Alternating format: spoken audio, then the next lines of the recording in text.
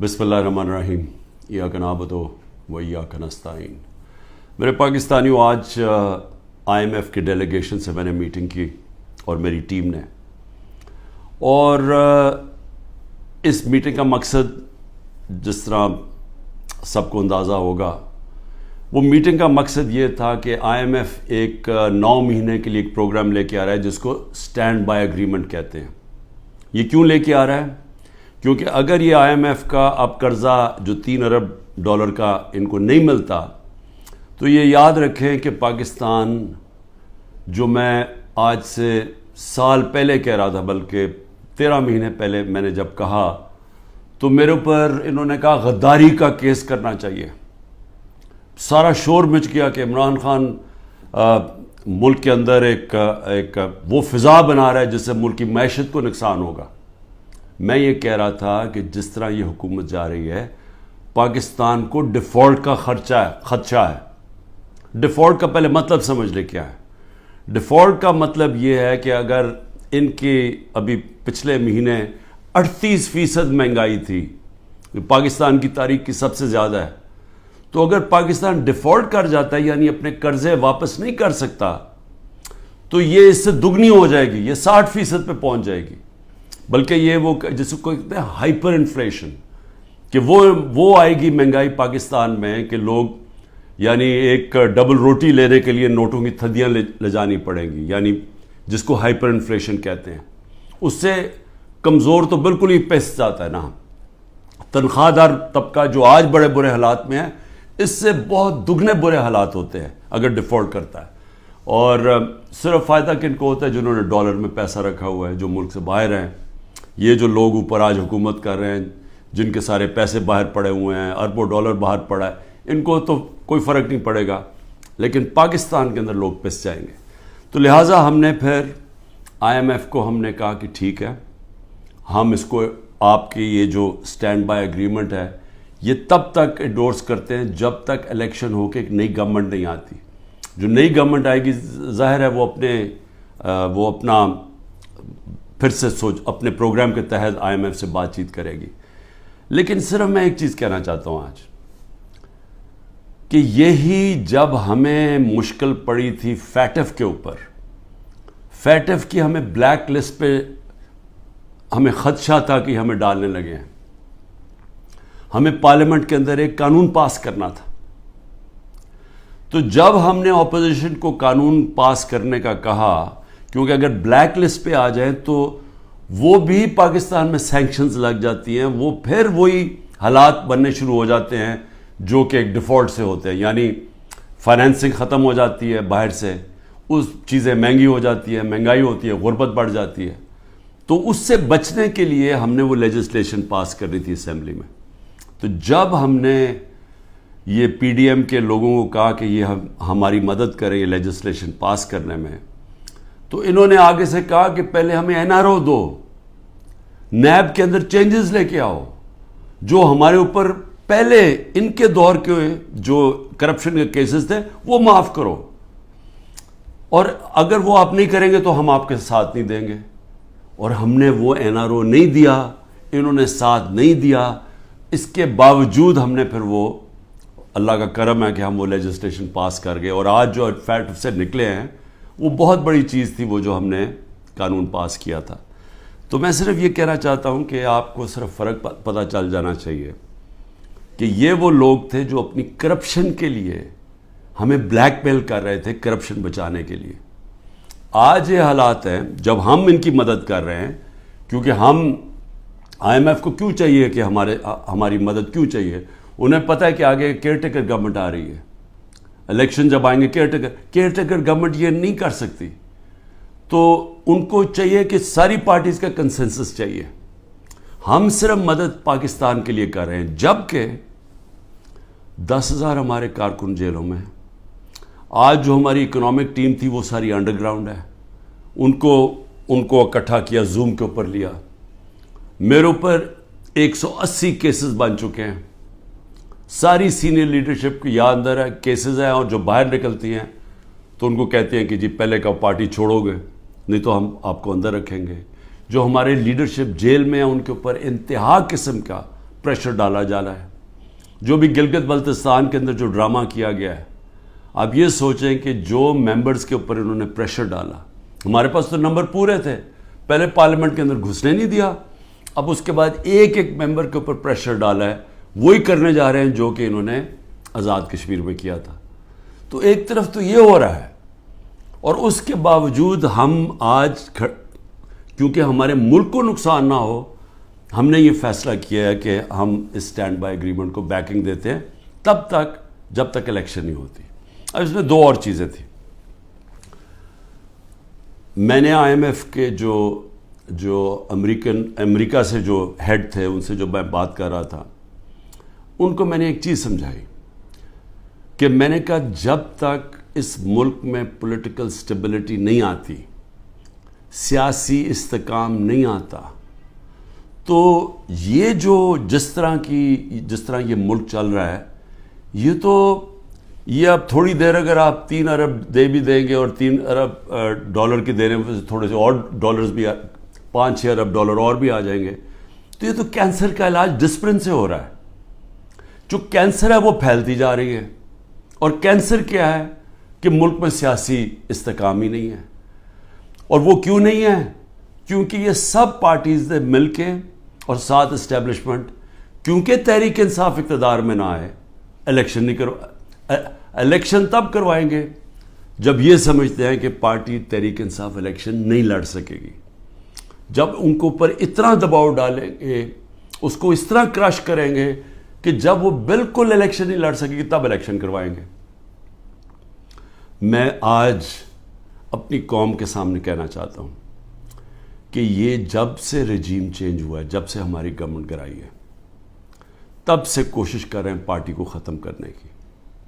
اور کوئی ان کو جو سب اوپر پاور میں بیٹھ کے تحریک انصاف کو ختم کرنے کی کوشش کر رہے ہیں, ان کو کوئی ملک کی فکر نہیں ہے.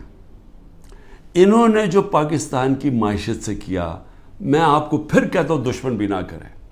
میڈیا کنٹرول کر لیا ہے, ایک کنٹرول میڈیا ایک بات کرتا جا رہا ہے کہ جو یہ تو پیچھے سے یہ تحریک انصاف کی وجہ سے ساری مشکلات آئی ہیں. پھر سے میں کہتا ہوں کہ ہر سال شائع ہوتا ہے اکنامک سروے آف پاکستان. ذرا اکنامک سروے آف پاکستان میں دیکھ تو لیں کہ بینکرپٹ گورنمنٹ 2018 میں ملی, اور کرونا کے باوجود کیسے اس 6% پاکستان کی معیشت آگے بڑھ رہی تھی, گروتھ ریٹ تھی. 2 آخری سالوں میں جو ایوریج تھی وہ 6% تھی. تو کتنی دفعہ پاکستان کی معیشت اتنی تیزی سے اوپر گئی ہے. انڈسٹری بڑھ رہی تھی, دولت میں اضافہ تھا, پر کیپٹا انکم بن رہی تھی, ٹیکس بڑھ رہے تھے, ایکسپورٹس بڑھ رہی تھیں, ریمیٹنسز بڑھ رہی تھیں. تو جب ایک ملک ترقی کر رہا تھا, اس گورنمنٹ کو گرا کے جس کو لے کے آئے ہیں, انہوں نے کیا ہے؟ انہوں نے ان کی جو پالیسیز تھیں, اور یہ ہمیشہ یہ ملک بینکرپٹ چھوڑ کے گئے ہیں. 99 میں بھی جب یہ نون لیگ گئی ملک بینکرپٹ تھا, 2018 میں بھی بینکرپٹ کر کے گئے, اور پھر آتے ساتھ ہی ایک اکانومی جو چل رہی تھی اس کو بینکرپٹ کر دیا. انہوں نے کیا؟ انہوں نے پہلے بھی جب ایکسچینج ریٹ کو زبردستی روک دیا جب 2018 میں, تو ایکسپورٹس گر گئیں. انہوں نے روپے کو جب اوپر رکھا جو اس کی مارکیٹ ویلیو نہیں تھی, تو اسے ہوا کیا؟ امپورٹ سستی ہو گئی, ایکسپورٹس مہنگی ہو گئی, ایکسپورٹس گر گئی. جب ایکسپورٹس گریں ڈالر کی جب 3 گنا زیادہ جب امپورٹس ہو جائیں ایکسپورٹس کی, تو وہ ملک کیسے آگے ترقی کر سکتا ہے؟ تو تب بھی انہوں نے یہی کیا.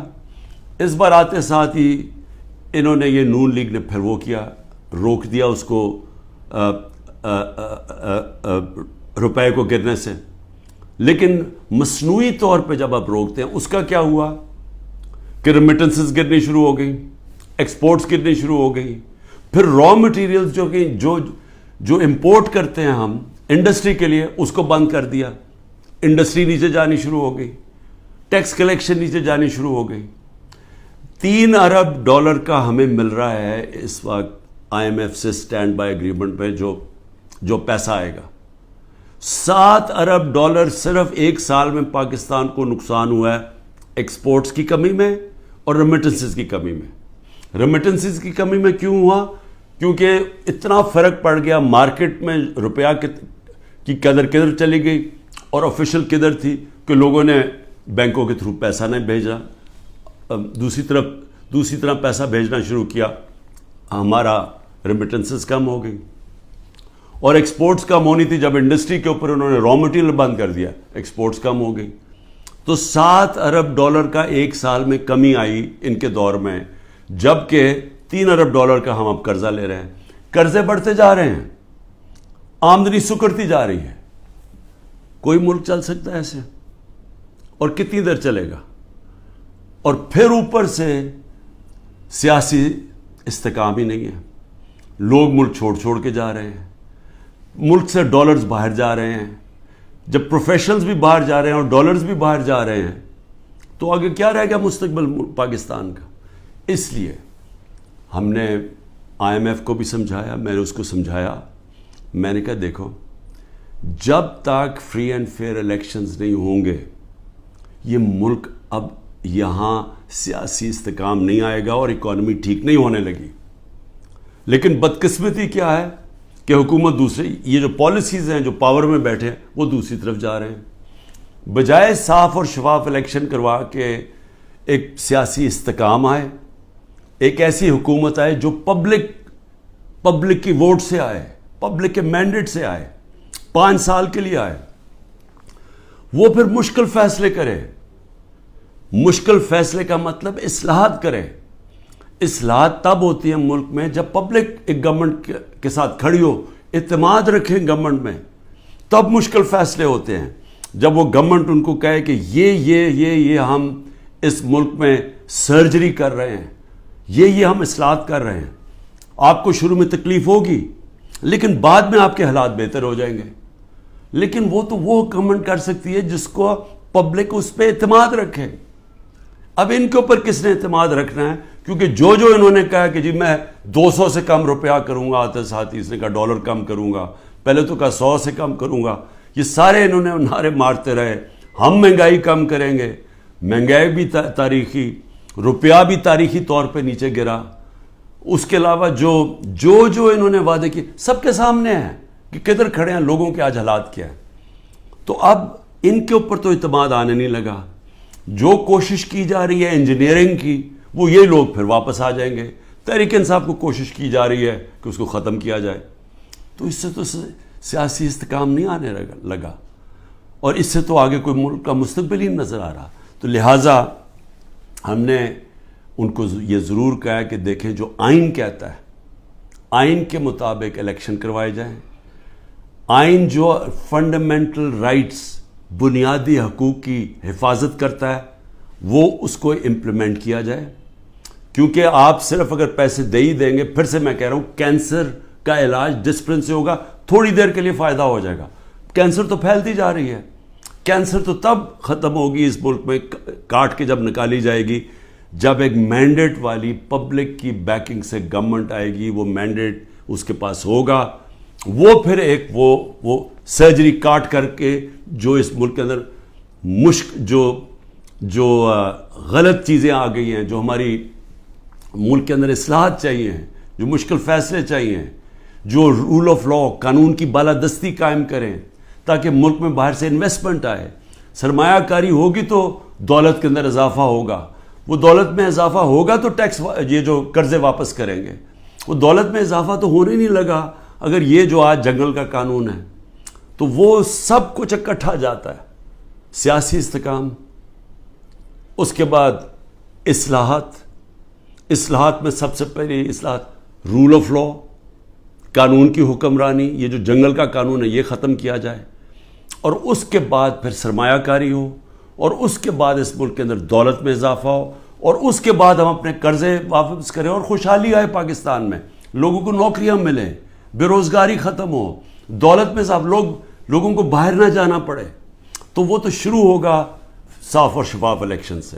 اور مجھے جو افسوس ہے اس وقت اور خوف آ رہا ہے کہ ابھی تک جو پر اقتدار میں بیٹھے ہوئے ہیں ان کا کوئی اور پلان بنا ہوا ہے، اور وہ جو پلان ہے وہ پاکستان کو تباہی کی طرف لے کے جا رہا ہے. آخر میں ہم نے IMF کو یہ بھی کہا کہ اس وقت ہمارا جو کمزور طبقہ ہے شدید مشکلات میں ہے، اور اس وقت یہ جو پروگرام آپ دیں اس کے اندر ان کا خاص دھیان رکھا جائے. صحت کارڈ کو کئی کی جگہ ختم کیا جا رہا ہے. یہ ایک اتنی بڑی نعمت ہے غریب لوگوں کے لیے, مڈل کلاسز کے لیے, سفید پوش کے لیے, کہ اتنی مہنگائی کے اندر کم از کم ان کا علاج وہ جائیں تو کم از کم وہ جو ہمارا صحت کارڈ کہ 10 لاکھ روپے تک ان کو کسی بھی ہسپتال میں علاج ملنا چاہیے, اس کو رول بیک کیا جا رہا ہے. اور دوسری چیز ٹارگٹ سبسڈی جو ہم لانے لگے تھے, کہ بجائے آپ سبسڈائز ایسے کریں کہ پٹرول وہ عمران خان بھی اتنی قیمت کا خریدے اور ایک بیچارہ غریب آدمی بھی اتنے خریدے یا رکشہ والا بھی, ایسا نہیں ہونا چاہیے. ٹارگٹ سبسڈی ہونی چاہیے, جو ہمارا پلان بنا ہوا تھا اور ہم پوری تیار کیا ہوا تھا کہ ہر طبقے کے لیے جو نچلا طبقہ ہے اس کی حفاظت کی جائے, اور جو پیسے والے لوگ ہیں وہ اتنا جو پیسے دے سکتے ہیں وہ پوری قیمت دیں. لیکن اگر آپ کم قیمت کریں گے تو سب کے لیے وہ قیمت نہ ہو. نچلے طبقے کو سستی دیں اور جو پیسے دے سکتے ہیں وہ پوری قیمت دیں, جو ساری دنیا میں ہوتا ہے. یہ پلان بھی بڑا ضروری ہے نچلے طبقے کو موجودہ مہنگائی سے ان کی حفاظت کرنے کے لیے. یہ بھی ہم نے اپنی بات کی ہے, ہوتا یا نہیں میں نہیں جانتا. آخر میں صرف اپنے پاکستانیوں کو کہنا چاہتا ہوں کہ دیکھیں, آپ سب کے لیے بڑا ضروری ہے سمجھنا. آپ یاد رکھیں کہ اگر یہ پولیٹیکل انجینئرنگ کے تحت اسی طرح ایک فراڈلنٹ الیکشن سے, جس طرح کی یہ سندھ میں ابھی الیکشن کرواتے ہیں, اگر اس طرح کے الیکشن سے یہی لوگوں کو واپس لے کے آنا ہے اور ملک کی سب سے بڑی جماعت کو کونے پہ لگانا ہے, ختم کرنے کی جو کوشش کی جا رہی ہے, اس سے سب سے بڑا نقصان پاکستان کی عوام کو ہے.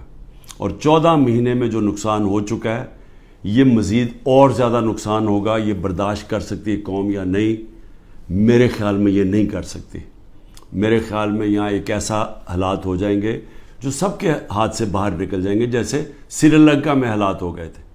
اور عجیب چیز سن رہی ہے کہ سری لنکا کے آج ہمارے سے بہتر حالات ہو گئے ہیں. یہ بھی آپ کو دھچکا لگے گا سن کے. پاکستان پائندہ باد.